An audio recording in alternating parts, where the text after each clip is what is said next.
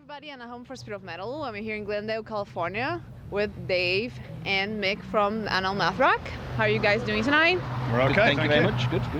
Okay, so you're starting this tour basically yesterday. You started it, and I know you guys don't really like touring that much. Guys don't do extensive tours. So how do you plan a tour? Do you have like a maximum type, like number of days? Do you pick and choose the cities? How do you plan your tours? With this one, we figured out when we could do it, because the guys have got day jobs and stuff, and you have to get a certain number of dates locked down.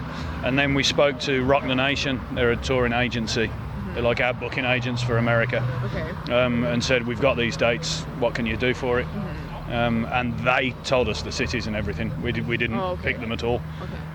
But it's worked out all right. Oh, yeah? Okay. And you're finishing the tour at MDF. Did that come first, and you decided to do a tour after? Yeah. Yeah, that came first. Okay. And it's like, well, okay, we've got that. That's an anchor. That's a rock to build on, kind of thing. And then everything was built backwards from that. Okay.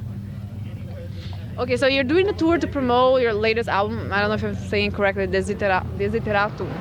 Yeah. Sounds better when you say it. Oh. Okay, so you're doing the promotion for this album. Of course, it's still it sounds like Anaal Nathrakh, but how would you put it? What is the uniqueness of this album for you guys? The main thing that's different is that we actually got someone else to help us with certain bits of it, like more of the because we've always had electronic parts in our albums, but we've got someone who's like we already liked, and we liked his style, and we asked him to like incorporate that into our sound as well. That's the main thing that's different, and I think that's basically the only thing that's different, really. Everything else is pretty much the same, but a bit more. I think it's a bit more focused. This album, a bit more straight to the point. Okay. Reading the reviews of this album, I don't know. My main observation is like a lover or hater kind of album. Do you agree with that? I haven't read any reviews. Yeah, no, we don't really pay any attention to that. Okay. So as far as we're concerned, if it's love it or hate it, we love it because we did it. But not to sound like a dick about that. What I mean is, if you don't love it, then you didn't do it right. If it's your album, Okay. you know what I mean? Yeah. If any band ever records an album and they yeah. don't think it's the best thing ever, then they fucked up. But we're not that exposed to what other people say about things. That's up to them, and we don't pay much attention. We're more interested in concentrating on what we do. What we do is make it, not talk about it. You know what I mean? So that's what we're focused on. And of course, this album is like the other ones, very aggressive, very violent. And do you have? I don't know if this is just a question for you guys. Do you think that because of the type of music you do, and people really focus on how aggressive it is and the way it sounds, do you think people sometimes may cut it short and forget to look something behind the curtains? There's something that's darker that is behind not only the music that they're not paying attention to. What, that we're mental? I don't know. I think people pick up on the subtler aspects of it anyway. I think that's something that comes through almost in any music, really. There's like a surface level of perception, and then when you experience something yourself, that's informed by a load of other stuff that you wouldn't necessarily write down on a list of characteristics, but it still bleeds through, if you know what I mean. And as long as that gets across, as long as the atmosphere gets across in a slightly more comprehensive way than just it's aggressive, then that's fine by me. There is more there, but it's not homework. You know what I mean? You don't have to pick. If you just listen to it in a really superficial way but enjoy it, fine. It's music. It's not an essay. But there is stuff there if you are sensitive to it. Well, okay. Talk about your label. You passed from Candlelight to Metal Blade. In the way you work, did you have any change, or did you feel any change by this? We haven't changed in any way at all.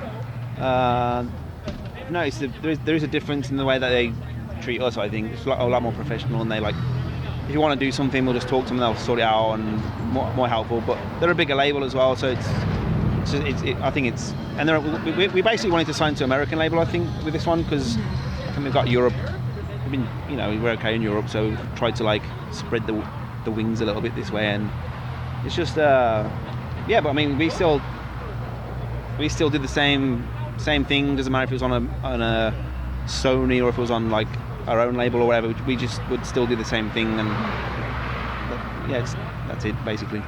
The thing is that some people get the impression from things that they hear about like pop artists and stuff that the label has a big input, and in certain parts of the music industry that's true, but when it comes to us it doesn't work that way.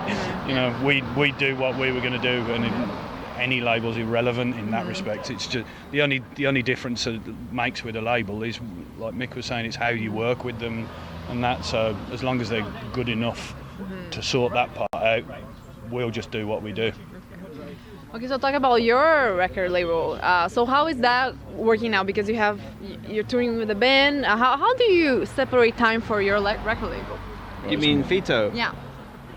Don't really do that anymore, to be honest. Really? No, I haven't put anything out. Well, I did that. I set that up like in like 2008 or something, but it just got to the point where it was just too difficult, and it just ended up just not. I mean, it's still a label. If I wanted to put something out, I could do it, but it's not like a priority or anything. So that's the answer, that you can't balance the priorities, you just have to get rid of one of them, because you can't. Basically, yeah. Can't do But if I wanted to all at the put same something out time. on my own label, I could do it. But like other things, like I think at that point, because we used to be in like a million different bands, and like we was doing all these different things, and like I was like moving to a different country and doing all this other stuff, and then it got to the point where I was like, well, Anaal Nathrakh is like our band, really, the band that's the main band. So we kind of just focus on that and put the other things to the side.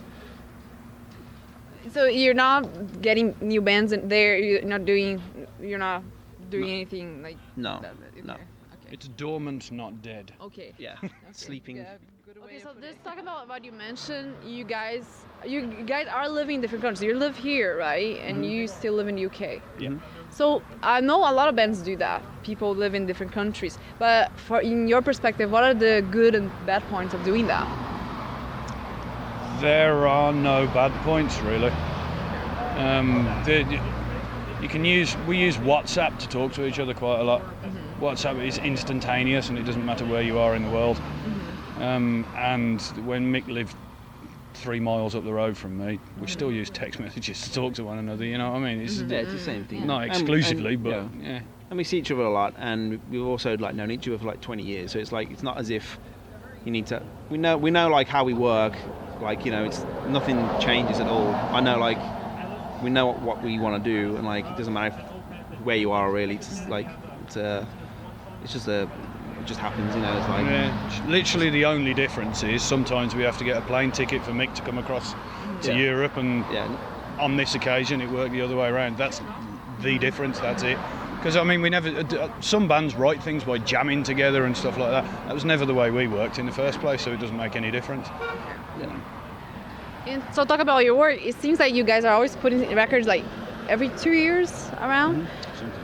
How long does it really take for writing and then composing everything and then recording? Because if you think about it, you basically have only 1 year apart of just not having that process. If you take a year for that, for example. We're actually always way ahead of ourselves. So this album, the last album came out in October, already gone. But at that point, it had already been finished.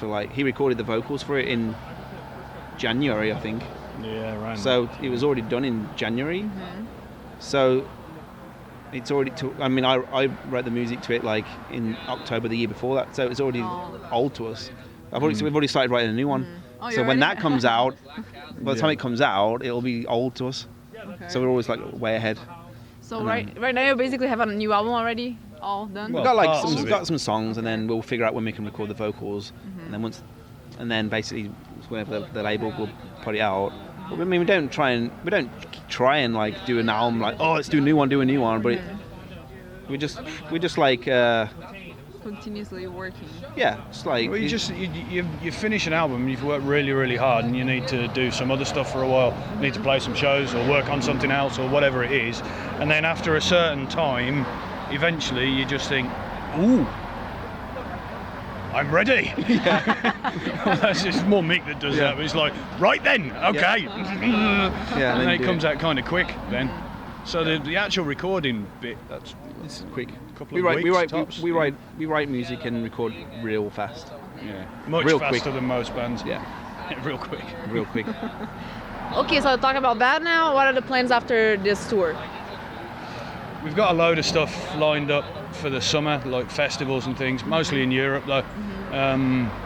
But we also, to come over and do this, we had to spend a lot of fucking money on visas and stuff. So we're hoping to come back over to the States maybe in like 6-8 months' time, something like that. This is like a little practice. Yeah. So And then we'll do a new album at some point during all that. yeah, Maybe towards the end of the year or something. yeah. Okay, so I know you guys are busy. Last question, if you have any messages for the Spirit of Metal viewers. The only one I've got is thanks. Yeah, thanks. If you can be bothered to listen to all of this and listen to our album and stuff, thank you. Thank you.